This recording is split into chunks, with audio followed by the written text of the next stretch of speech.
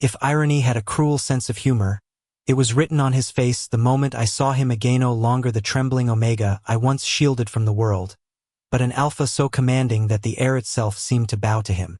And maybe the worst part? He looked at me as if I was no savior, no mentor, but prey he had marked years ago. It had been 10 years since the last time I held him as he cried into my shirt, whispering that he wished he had never been born an Omega. I was 25 then, too young to be teaching, too old to pretend my heart didn't race every time his wide eyes searched for safety in mine. He was 17, fragile, terrified of his own biology, and I promised myself I would never let him see me as anything other than the shield he desperately needed. But promises have a way of unraveling with time. Now here he was in the heart of New York, walking into the boardroom like he owned it, because apparently he did. Ezra Lane, the boy I once comforted, had become one of the youngest, most ruthless alphas in the city. And as fate would mock me, he was also the man I would have to work under if I wanted to keep my position. His eyes locked on me the moment I entered. Sharp, unyielding, glowing with something that made my stomach twist. Recognition, hunger, possession. "Mr. Hale," he said, his voice deeper, steadier, laced with power. "It's been a while." The others in the room laughed politely at whatever they thought was an inside joke. They didn't know the history. They didn't know how those words alone sent me spiraling back to nights when he clung to me, desperate, begging me not to leave him. They didn't know that I had left anyway. I never believed in destiny. At least not until I saw him again.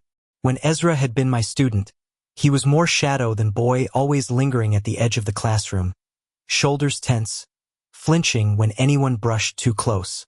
He was beautiful even then, in a way that hurt to look at, but it was a beauty wrapped in fear.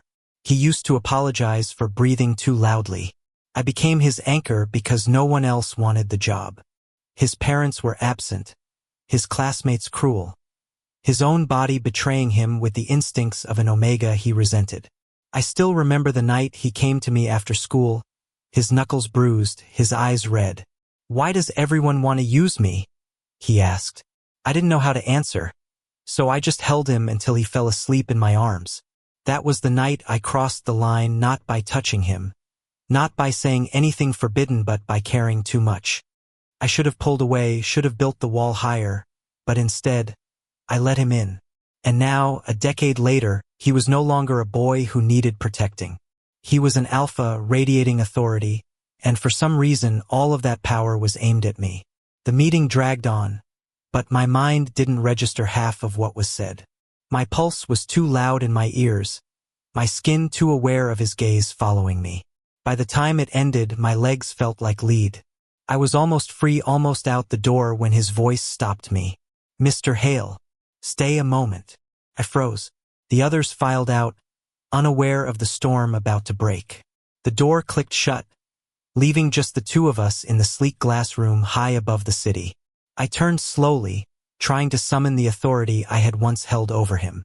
But the boy was gone. In his place stood a man who knew exactly how much control he had over me. "You've changed," I said, the words brittle. "So have you," he replied, stepping closer. "But you're still mine." The arrogance should have infuriated me. Instead, it left me breathless. When Ezra reached me, he didn't touch, not at first. He simply stood close enough that I could feel the heat of his body seeping through the space between us. His scent richer now, no longer timid, wrapped around me like invisible chains. "You disappeared," he murmured, voice lower. "One day you were everything, and the next, nothing. Do you know what that did to me?" I swallowed hard. "I had no choice. You were 17. I was your teacher. It would have destroyed us both." His jaw tightened. "You think it didn't destroy me anyway?" There was pain in his eyes, raw and unmasked. But behind it, there was something else too, something that made my chest tighten with both dread and desire. Possession. "Ezra," I whispered, softer than I intended. "You don't know what you're saying." He finally touched me then, just his fingertips brushing my wrist, but it was enough to send electricity through every nerve in my body. "Oh, I know," he said. "I've known since the day you walked into my life. You're mine, Mr. Hale. And I always take what's mine. I wanted to argue, to remind him of boundaries, of morality, of all the reasons why this couldn't happen. But the truth was, every word died in my throat. Because I had thought about him too often, too deeply, in ways that had haunted me for years. And now he stood before me, not a broken boy but a man who had risen from the ashes of his past. And he was looking at me like I was the only thing he had ever wanted. God help me, I wanted to believe him. That night, I lay awake in my apartment, staring at the ceiling, replaying every second of our encounter. His voice, his eyes, the weight of his words all lingered like a brand. I knew he would come for me again. The only question was whether I would have the strength to resist, or if I even wanted to. Ezra didn't wait long. The next morning, when I arrived at work, he was already there, leaning against my office desk as if he owned not just the company but the air I breathed. His tie was loose, his sleeves rolled up, and the sight was unfairly perfect. "You shouldn't be here," I said, my voice lacking conviction. He smiled, slow and knowing. "You've been telling me what I shouldn't do for years. It never stopped me then, and it won't now." I hated that part of me wanted to smile back. But instead, I sat behind my desk, creating as much distance as possible. "This is dangerous. Only if you keep running," he countered. "Stay, and it's just inevitable." I laughed once, bitterly. "Inevitable? You talk like you own fate." He leaned closer, his scent enveloping me again. "No, I just own you." I had never been more wrong about thinking I could outrun the past. Ezra was relentless, not with aggression but with patience that cut deeper than violence ever could. He didn't storm into my life. He folded himself into it piece by piece, until I could no longer tell where his presence ended and mine began. Days turned into weeks, and every encounter chipped away at the wall I had built around myself. He learned my habits, lingered in the quiet corners of my world, reminding me of the boy I once protected. But this man was different. This man demanded, claimed, possessed. One evening, after a long day at work, I found him waiting outside my apartment. No suit, no entourage, just Ezra in jeans and a leather jacket, leaning against the brick wall like he had been there for hours. "You can't keep doing this," I said, my voice unsteady. His gaze softened. "Doing what?" "Wanting you. This isn't healthy." He stepped forward, closing the distance, his scent wrapping around me like a net. "It's the only thing that's ever felt real." I wanted to argue. I wanted to push him away. But then he reached out and cupped my face with a gentleness that betrayed the steel in his words. For the first time in years, I felt something dangerous blooming inside me. Hope. The breaking point came on a night that should have been ordinary. A storm rolled over Manhattan, thunder rumbling as rain smeared the city lights into streaks of gold and gray. I stayed late at the office, trying to drown myself in work, but Ezra didn't let me escape. He appeared in the doorway, wet from the rain, hair dripping, shirt clinging to his frame. He looked less like the alpha tycoon everyone feared and more like the boy I once held when he was breaking. "Why are you doing this to yourself?" he asked, voice raw. "To myself," I snapped. "You're the one chasing a fantasy. I'm not yours, Ezra. I never was." He crossed the room in 3 strides, his anger a storm contained beneath his skin. "Not mine? Do you have any idea how many nights I prayed you were? Do you know how many years I clawed my way up, just to be worthy of standing in front of you again?"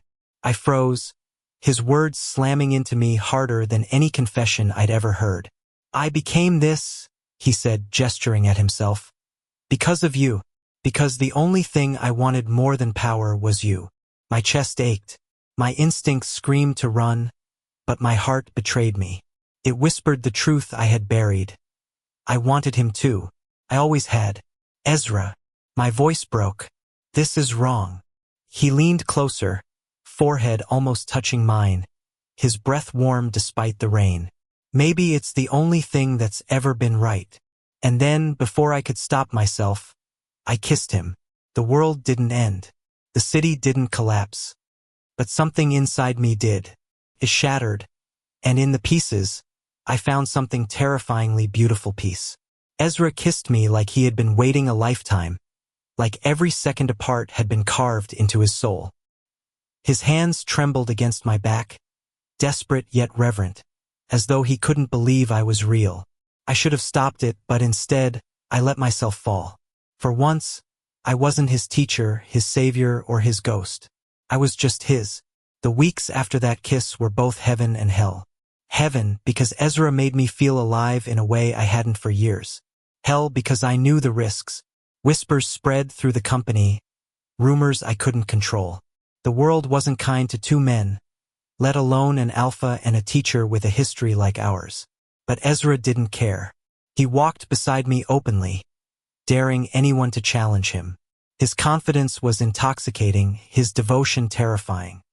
I tried to pull back, to remind him of consequences, but every time I did, he only tightened his hold. "I'm not letting go," he told me one night as we lay tangled on his penthouse couch, city lights flickering through the windows. "Not now, not ever." And deep down, I realized I didn't want him to. Still, the shadows of the past weren't easily silenced. One afternoon, as I walked through the old neighborhood where I used to teach, I saw the ghosts of those years. The classroom where he sat alone. The alley where I found him bleeding. The park bench where he swore he would never forgive the world. I had left him then, believing it was for the best. But what if leaving had only scarred him deeper? What if my choice had created the man who now clung to me with an obsession that burned too brightly? That night I confronted him. "Ezra," I said, my voice shaking, "what if this isn't love?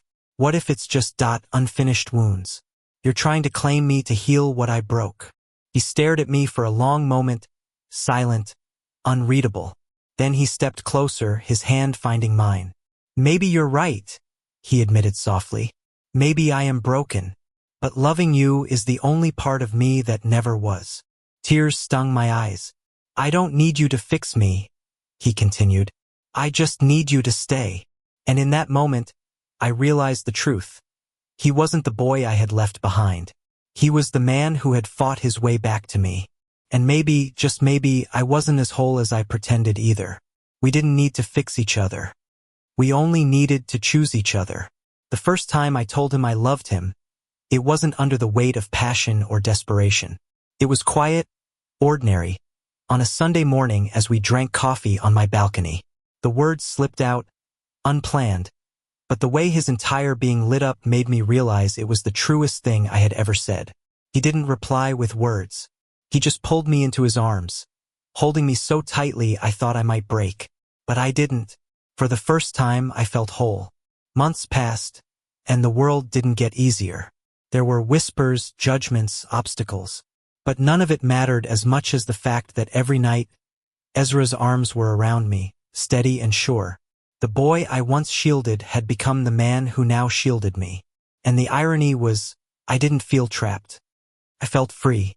One evening, as we stood on the rooftop of his building, city lights stretching endlessly before us, Ezra whispered against my ear, "You saved me once. Now let me spend the rest of my life saving you." I turned to him, heart pounding, and for the first time in years, I didn't run from what I wanted. I leaned in, kissed him, and whispered back, "I'm already saved." And in that moment, the story we had been writing for over a decade finally found its ending, not in tragedy, not in regret, but in love. A love that was fierce, flawed, and forever. Thank you for listening. Don't forget to like and subscribe to stay updated with the latest videos.